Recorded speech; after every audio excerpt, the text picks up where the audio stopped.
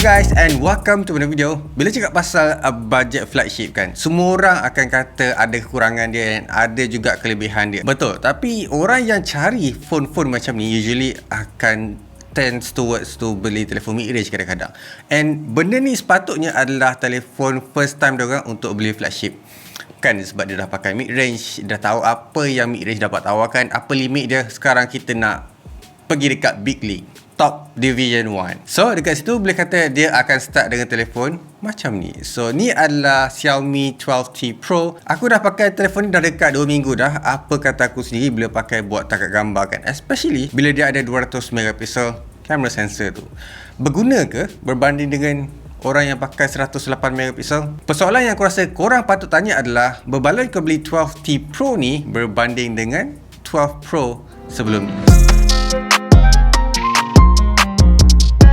Benda yang kita akan cakap dulu adalah software dia, MIUI 13, yang ramai kata tak sesuai and kadang-kadang semak juga dengan penawaran yang dia bagi dekat MIUI 13 dengan base Android 12 ni.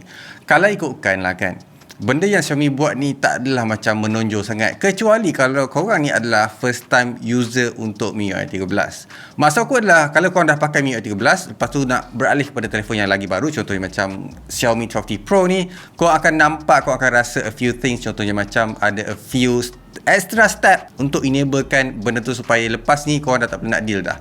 So dekat sini Xiaomi 12T Pro ni ada benda tu. Cumanya untuk orang yang rasa macam bila dah pakai lama tu, rasa benda tu akan tak bawa masalah sangat. Benda yang orang akan selalu tanya juga adalah dia punya software, sama ada akan ada bugs, akan ada crash ke tak. So far untuk pengalaman aku sendiri, tak nampak sangat bug tu, and tak ada pun crash untuk aku punya multitasking ataupun even aku nak run apps macam biasa je. Cumanya dekat sini adalah orang tak berapa nak suka sangat dengan dia punya software adalah disebabkan bloatware juga kadang-kadang. Terlalu banyak sebenarnya. So ada option lain, korang rasa macam kenapa banyak sangat ni?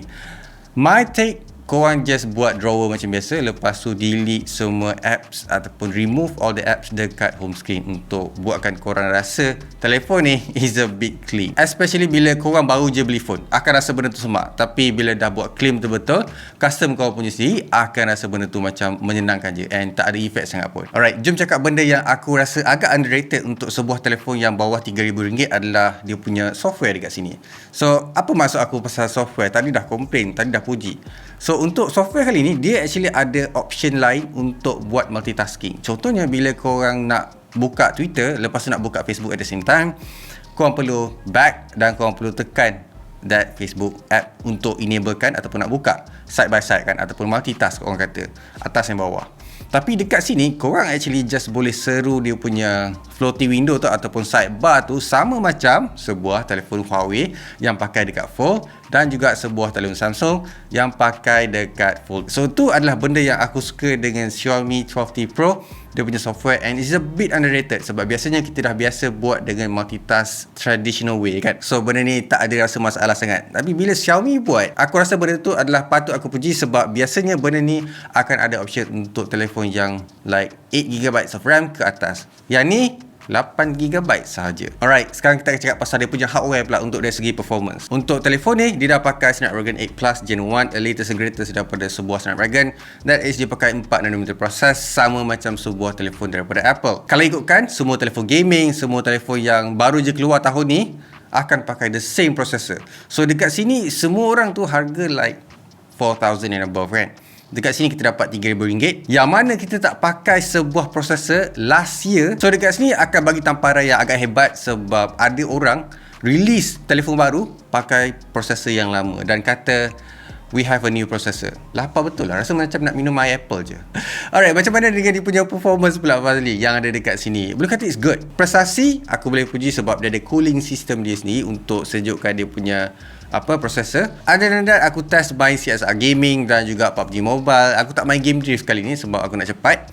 So boleh kata performance is good enough yang ada dekat luar sana, yang mana korang perlukan extreme cooling system dan juga extreme trigger untuk main kan. So dekat sini tak ada option untuk main game yang extreme macam tu. Cumanya dekat sini kalau korang nak prestasi yang sama, boleh dapat dekat sini. Walaupun dia ada 8GB RAM je kan. Yang tak berapa nak best adalah bila game developer tu tak dapat nak support secara terus daripada telefon ni. Contohnya macam bila telefon ni baru keluar, dia takkan dapat 90fps tu kan. So dia kena tunggu developer untuk enablekan 90fps dalam telefon yang macam Xiaomi 12T Pro ni. Sebab ramai user dan orang takkan kecewa bila beli sebuah telefon harga macam ni and processor macam ni. Mula-mula sekali aku pakai telefon ni, benda yang paling aku ragu-ragu sekali adalah bila korang main game kan, telefon ni panas, lepas tu touch sampling rate dia akan mula macam broke down kan. So bila korang swipe, korang tekan, dia tak respons. Tapi dekat sini surprisingly dia punya screen is actually very responsive lepas lama main. Alright, jom kita cakap benda yang buatkan telefon ni Xiaomi 12T Pro. That is 200 megapixel on a phone kan. Sounds like impossible sebab a few years back kita macam 12 megapixel is good enough, and ada yang kata 48 megapixel tu macam memang tak perlu kan pun. Even 108 megapixel orang kata it's a lunatic punya megapixel. Kita ada 200 megapixel dekat sini on a device. Benda ni function ke Fazli? Kalau korang buat comparison antara 200 megapixel dengan 48 megapixel, keep in mind 48 megapixel ni besar tau, bukan kecil. Even DSLR yang aku pakai ni pun boleh support sampai 48 megapixel, and ada yang even 64. So dekat sini aku boleh kata yes, korang akan dapat that 200 megapixel goodies yang ada dalam sensor ni, sebab dia akan lagi tajam. Korang bayangkan dalam satu frame tu korang boleh zoom dekat-dekat and still nampak sharp. So apa yang ditawarkan, apa yang diiklankan, memang korang akan dapat. Persoalannya adalah korang guna ke? Dengan semua high resolution punya gambar ni, korang actually perlukan internet yang laju untuk upload dalam social media. So dekat sini aku pakai Line Maxis and tak ada masalah upload dekat social media, laju je bila pakai Xiaomi 12T Pro guna line tersebut. A few things yang aku akan start risau bila 200 megapixel ni, is it akan jadi slow bila tekan ataupun shutter light, ada ke? So dekat sini boleh kata dia macam sama seakan 48 megapixel yang ada dekat mana-mana telefon Android.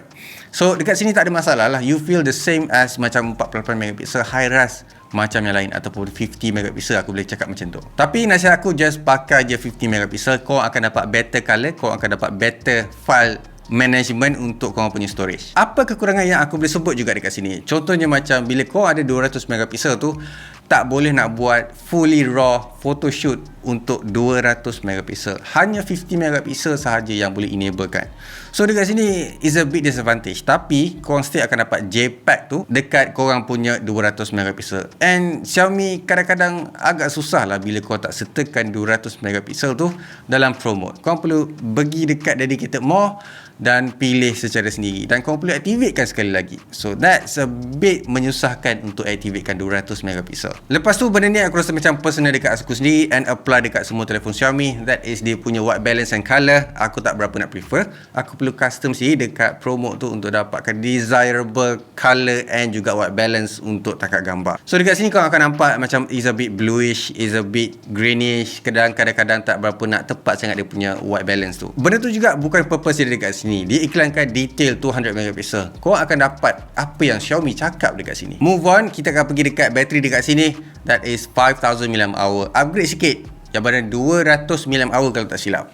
So dekat sini boleh kata Xiaomi 12T Pro dapat layan dalam 7 jam untuk dia punya battery performance. Is a good enough, and aku rasa korang memang betul-betul happy bila dapat that screen on time 7 jam untuk daily drive. Korang bayangkan aku dah pergi dekat luar, tangkap gambar, tangkap video. Semua aktiviti tu actually perlukan brightness at 100% tau. And dia perlukan boost untuk bagi kita orang ni dapat tengok screen dengan lagi terang. Sambung pula bila kau test main game lagi and still dapat dalam 6 jam ke atas lagi untuk dia punya screen on time. It's quite impressive Xiaomi. Cuma ada juga kekurangan a bit, that is dia punya berat.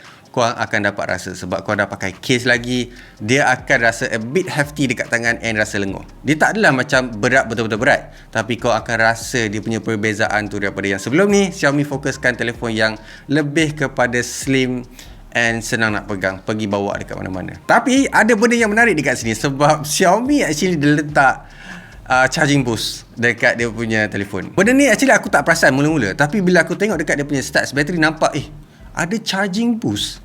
Kan? Aku pun try lah tekan. Rupanya dia buat untuk selamatkan bateri ni daripada rosak. Kau guna charging boost tu kalau betul-betul nak guna je. Kalau tak, just pakai je charger macam biasa. Yang charger macam biasa tu kau boleh dapat like 30 minit, 32 minit macam tu, ataupun 35 minit. Bagus sebab dia dapat length kau punya bateri life. Tapi bila kau guna charging boost tu, dia akan like all the way. Masa charge pula untuk charging boost tu adalah 22 minit ataupun 25 minit macam tu. As a big of a jump kan, daripada 0 sampai 100%. Dia akan ada isu panas sikit, tapi tak adalah macam sampai telefon meletup. Cuma dia nak save bateri korang daripada terlalu panas untuk charge dalam jangka masa yang sangat-sangat singkat. Dan korang perlu aktifkan benda ni ataupun charging boost tu dalam app. By default, dia tak enable kan. Kalau korang tak tahu, memang korang tak akan guna that charging boost. So dekat sini aku akan bagi a big of applause Xiaomi sebab fikirkan untuk buat benda ni instead of buat adaptive punya style of charging kan. Sebab benda tu korang actually tak boleh nak predict. Yang ni korang boleh guna, korang boleh enablekan secara dalam software tau. Telefon lain tolong ambil nota pasal ni.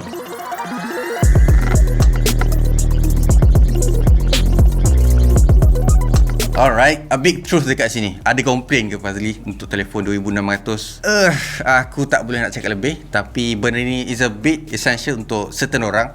So, apa yang kau perlu tahu adalah telefon kali ni 200 megapixel, dia punya pair tu tak berapa nak nice sangat. Dia pakai 2 megapixel makro dan juga 12 ataupun 8 megapixel ultra wide. This is a not good combination untuk dia punya kamera Xiaomi. Lepas tu untuk dia punya design, it's quite outdated and nampak macam sebuah telefon mid range kalau ikutkan.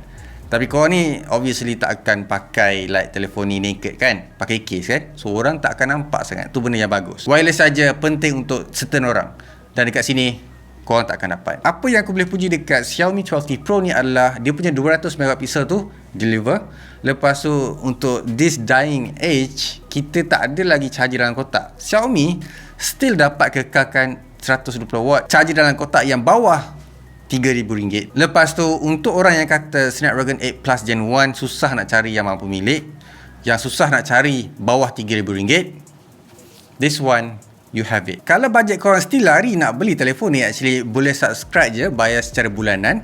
Dan apa yang Maxis buat, contohnya macam 36 bulan, tak perlu nak sakit kepala, subscribe je dekat Maxis Resolution. Plus korang akan dapat insurans kalau beli telefon ni in case dia jatuh tepi jalan ataupun tengah naik motor ke, dia tiba-tiba total, pergi dekat Maxis cakap telefon ni dah rosak. Golden question dekat sini, patut ke beli Xiaomi 12T Pro?